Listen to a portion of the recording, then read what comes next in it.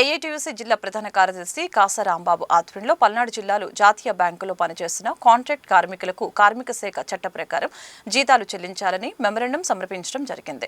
ఈ సందర్భంగా కాసా రాంబాబు మాట్లాడుతూ జిల్లాలో ఉన్న జాతీయ బ్యాంకుల్లో పనిచేస్తున్నటువంటి కాంట్రాక్ట్ కార్మికుల జీతాలను కార్మిక శాఖ చట్టం ప్రకారం చెల్లించాలని, సుప్రీంకోర్టు ప్రకారం సమాన పనికి సమాన వేతనం చేయాలని, చట్టాలున్నప్పటికీ ఎక్కువ పని చేయించుకుంటూ నామమాత్రంగా జీతాలు ఇస్తున్నారని ఆయన మండిపడ్డారు.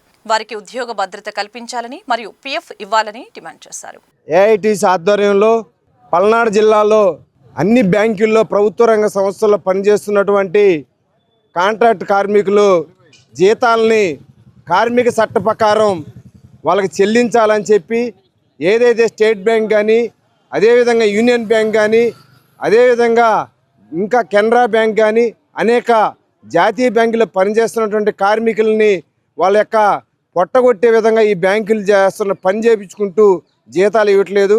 వాళ్ళకి కార్మిక చట్ట ప్రకారం జీతాలు చెల్లించాలని చెప్పి ఏఐటీసీగా డిమాండ్ చేస్తూ ఈరోజు గౌరవనీయులైనటువంటి కలెక్టర్ గారికి మెమోరాండం ఇవ్వడం జరిగింది.